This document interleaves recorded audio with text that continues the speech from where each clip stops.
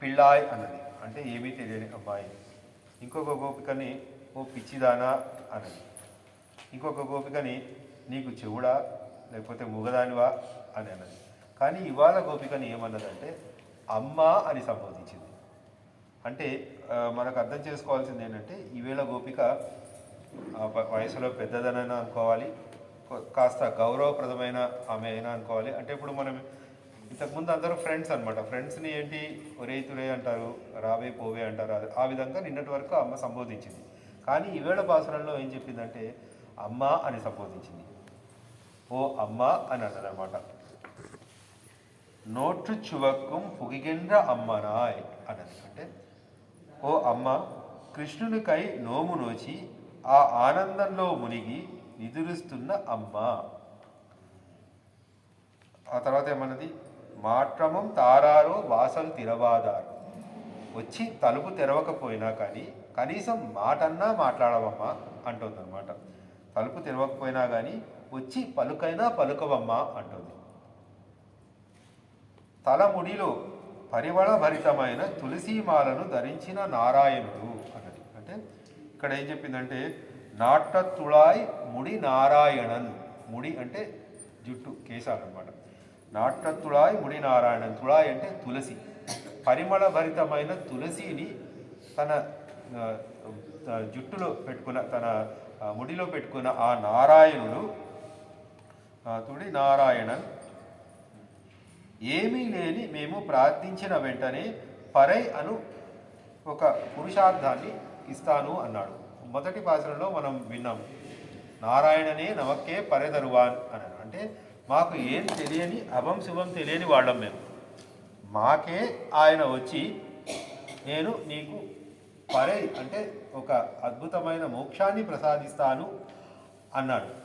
అట్లాంటిది నువ్వు ఇంత నోము నోచుకొని ఇంత గొప్పగా ఉన్నదానికి నీకు ఎంత ఇచ్చి ఉంటాడు? ఆ శ్రీకృష్ణ పరమాత్మ ఇచ్చిన ఆ మోక్షం మత్తులో నీవు నిద్రపోతున్నావా అని అంటుందన్నమాట. ఆ తర్వాత పూర్వము సంహరించబడిన కుంభకర్ణుడు నిద్ర పోటీలో నీతో ఓడిపోయినాడా, లేక మరణానికి ముందు తన గాఢ నిద్రను నీకు ఇచ్చిపోయినాడా అన్నది. ఇక్కడ దీంట్లో అర్థం ఏమిటంటే కూట్రిత్తన్ వాళ్విళంద కుంభకర్ణను. కూట్రిత్తన్ అంటే ఓడిపోయిన, యుద్ధంలో ఓడిపోయిన. వాళ్విళంద కుంభకర్ణం తోట్రమునక్కే పెరుంతొయిల్ తాంతందారు. నిద్ర పోటీలో ఓడిపోయి నీకు ఆ నిద్రను బహుమతిగా ఇచ్చి వెళ్ళిపోయాడా అంటే అంత గాఢ నిద్రగా నిద్రపోతున్నావా. అంటే మనకి ఎప్పుడైనా నిద్ర అన్న మాట వస్తే అందరికీ గుర్తొచ్చేది ఒకటే ఒక పేరు, అది కుంభకర్ణుడు. కుంభకర్ణుడు మామూలుగా మనం మాట్లాడుకుంటున్నప్పుడు ఏంటా నిద్ర, మొద్దు నిద్ర, కుంభకర్ణుడిలాగా నిద్రపోతున్నావు అంటారు. ఆ కుంభకర్ణుడి నువ్వు అతను చనిపోయే ముందు తన నిద్రని నీకు బహుమతిగా ఇచ్చి వెళ్ళిపోయాడా అమ్మ అంటుంది. అంటే అంత గాఢంగా నిద్రపోతున్నావా నువ్వు అని అంటుందన్నమాట. ఆ తర్వాత ఇంకేముంటుంది, మా అందరికీ శిరోమణి వంటి తల్లి.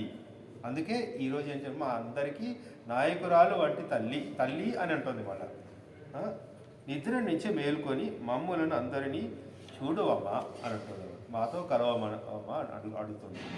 అంటే ఇవాళ చూడండి, అమ్మని ఇవాళ మన గోపికని అమ్మ అని సంబోధించడం చాలా విశేషం. ఇంకొక విషయం మీరు గమనించాలంటే ఇప్పటి వరకు గోపికలను లేపినప్పుడు శ్రీకృష్ణ లీలలను అవన్నీ తర్వాత చెప్పింది. ముందేం చెప్పింది, నువ్వేంటి నిద్రపోతున్నావు, లేవు, నువ్వు పిచ్చిదానివా అని ఇట్లాంటి మాటలు మాట్లాడి ఆ తర్వాత చివరికి మనము ఆ శ్రీకృష్ణుడి దగ్గరికి వెళ్తున్నాము, ఆ శ్రీకృష్ణుడి నామాన్ని సంకీర్తిస్తున్నాము అన్నది పాశరంలో చివరి అంశంలో చెప్పిందనమాట. ఆ చెప్పిన వెంటనే మా గోపికలు లేచి వచ్చేసారు. మీరు శ్రీకృష్ణుడి కోసం వెళ్తున్నారా, సరే వస్తున్నాను నేను అన్నట్టుగా వచ్చేసారు. కానీ ఈరోజు పాశరంలో ముందే చెప్పేసింది. ఏమని చెప్పింది, తులసి మాలలను తన శిరస్సులో ధరించిన పరిమళభరితమైన తులసి మాలలు, ఇట్లాంటి తులసి మాలలు కాదు, పరిమళభరితమైన తులసి మాలను తన శిఖలో ఇముడ్చుకున్న ఆ స్వామి మనకి మోక్షాన్ని ప్రసాదిస్తాడు అని చెప్పారు కదా అని ముందే చెప్పేసింది అనమాట. చెప్పేసిన తర్వాత ఏమన్నది, ఇంత చెప్పినా కానీ రావట్లేదు, నువ్వు కుంభకర్ణుడిలాగా నిద్రపోతున్నావు అని చెప్పింది. అది చెప్పిన తర్వాత మళ్ళా ఏమంటుంది, మళ్ళా ఏమనుకుంటుందో ఏమో అన్నట్టుగా నువ్వు మాకు నాయకురాలు లాంటి దానివి, శిరోమణి లాంటి దానివి, నువ్వు వచ్చి మా గోష్ఠిలో చేరవమ్మా, మమ్మల్ని ముందుంచి నడిపించవమ్మా అని అంటుందన్నమాట. ఈవేళ పాశ్రంలో మనకి అమ్మ ఏం చెప్పిందంటే తులసిని మనకి చూపించిందనమాట. ఆ తులసి అనేది మనకి ఇస్కాన్ వాళ్ళు ఏమంటారు, కృష్ణ ప్రేయసి అంటారు అనమాట. కృష్ణుడికి చాలా ప్రియమైనది. తులసి ఎప్పుడు కృష్ణుడు వక్షస్థలంలో ఉంటుంది, తులసి ఎప్పుడు కృష్ణుడి మెడలో ఉంటుంది, తులసి ఎప్పుడు కృష్ణుడు తలలో ఉంటుంది. అందుకే మనం తులసిని చాలా అన్ని విషయాల్లో మనం తులసిని వాడతాం.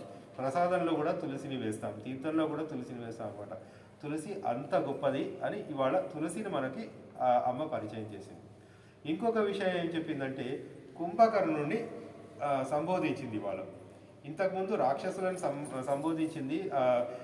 అదే మన శకటాసురుడిని, పూతనని వాళ్ళందరినీ కృష్ణుడు సంహరించాడు అన్నది చెప్పింది. కానీ ఇవాళ ఏం చెప్పిందంటే నిద్ర గురించి వచ్చిన సందర్భంలో మన కుంభకర్ణుడిని సంబోధించింది. మనకందరికీ ఇంతకుముందే చెప్పుకున్నాం, కుంభకర్ణుడు అంటే నిద్ర అని అర్థం అనమాట. కుంభకర్ణుడు అసలు ఎవరు అంటే ఆ జయ విజయుల్లో ఒకడు. కుంభకర్ణుడు, రావణాసురుడు కుంభకర్ణుడు. వాళ్ళకి శాపం వల్ల వాళ్ళు ఎప్పుడు మన శ్రీమన్నారాయణుడు ఎప్పుడైతే తన ఒక అవతారాన్ని దాలుస్తారో ఆ అవతారానికి ప్రతీకగా వాళ్ళు ఆ శ్రీమన్నారాయణుని తిట్టడమో లేకపోతే ఆయనకి వ్యతిరేకంగా ఉండి వాళ్ళిద్దరూ జయ విజయులు శ్రీమన్నారాయణుడితే మోక్షాన్ని సంపాదిస్తారన్నమాట. అదే హిరణ్యకశిపుడు, హిరణ్యాక్షుడు, ఆ తర్వాత రావణాసురుడు, కుంభకర్ణుడు, ఆ తర్వాత శిశుపాలుడు, దంతవక్రుడు కదా, దంతవక్రుడు. వీళ్ళందరూ ఏంటంటే వీళ్ళని ఎవరు సంహరించరు, శ్రీమన్నారాయణుడు మాత్రమే సంహరిస్తాడు అనమాట. ఇంకెవరు సంహరించరు. ఇప్పుడు రావణాసురుడిని, కుంభకర్ణుడిని ఇద్దరిని రాముడే సంహరిస్తాడు అనమాట. వాళ్ళకి ఆ విధంగా మోక్షాన్ని ప్రసాదిస్తాడు. ఇంకొక విషయం చెప్పుకోవాలంటే కుంభకర్ణుడు చాలా మంచివాడట. ఆయన నిద్ర ఎందుకు పోతాడంటే కుంభకర్ణుడు ఆ రావణాసురుడు చేస్తున్న పనులు ఆయన ఓర్వలేక, ఆయనకి ఇష్టం లేక, చూడలేక, ఆయన చేస్తున్న పనులన్నీ చూడలేక, నాకు ఇవన్నీ చూసే అన్నగారిని చెప్పలేడు ఆయన అన్నగారికి అని చెప్పేసి ఏం చేస్తున్నాడంటే ఈయన సరే నాకు నిద్రపోతే మంచిది అనేసి 6 నెలలు నిద్రపోతాడంట. 6 నెలలు నిద్రపోయి ఒక్కరోజు మేల్కొని ఉంటాడంట. ఆ ఒక్క రోజులో లంకాపురం అంతా తిండి ఒక్కరోజులో ఆయన ఒక్కటి తినేసి మళ్ళీ నిద్రపోతాడంట. అదే ఆయన చేసే పని. ఆ తర్వాత నీకు నిద్రాభంగం కలిగితే నీకు మరణం ఉంటుంది అని ఒక శాపం ఉంటుందట ఆయనకి. ఈ సీతాదేవిని ఎత్తుకోవడంతో వాళ్ళ అందరూ సైనికులందరూ ఓడిపోవడంతో రావణాసురుడు గత్యంతరం లేక కుంభకర్ణుడిని నిద్రలేపుతాడు అనమాట. అది జరుగుతుంది కుంభకర్ణుడితో. అది ఇంకొకటి ఏంటంటే విభీషణుడు ఆ యుద్ధానికి వచ్చినప్పుడు కుంభకర్ణుడిని అడుగుతాడు, అన్న నువ్వు చాలా మంచివాడివి, రాముడు చాలా మంచివాడు, ఇటు నేను వచ్చినంతలాగా నువ్వు కూడా వచ్చేసాయి, ఇటు సైడు వస్తే నువ్వు రాజు అవ్వచ్చు, రేపు లంకాపురికి రాజు అవ్వచ్చు, నువ్వు ఇటు రా అంటే అన్నకిచ్చిన మాట నేను ఖచ్చితంగా తీర్చాల్సిందే. అందుకోసం నేను రాముడి సైడ్ రాను, నేను రాముడు గొప్పవాడని నాకు తెలుసు, కానీ నా పరిస్థితి నాది అని చెప్పారనమాట ఆయన. ఈ విషయం మనం కుంభకర్ణుడి గురించి తెలుసుకుంటాము. ఆ తర్వాత నిద్ర అన్న మాట గురించి కూడా అమ్మ చెప్పింది ఇవాళ. ఆ నిద్ర అన్న మాటలో అమ్మ ఏం చెప్పిందంటే నిద్ర అనేది ఒక విధమైన చీకటి. ఆ నిద్ర నుంచి మేలుకొనడం అనేది చీకటి నుంచి వెలుగులోకి రావడం అనమాట. అంధకారం నుంచి మోక్ష మార్గంలోకి రావడం అనేది నిద్ర అని చెప్పిందనమాట. ఓకే, ఇవాళ పాసురంలో అమ్మ నిద్ర లేపిన ఆళ్వారు ఎవరంటే అమ్మ ఒక్క నిమిషం తర్వాత మాట్లాడు.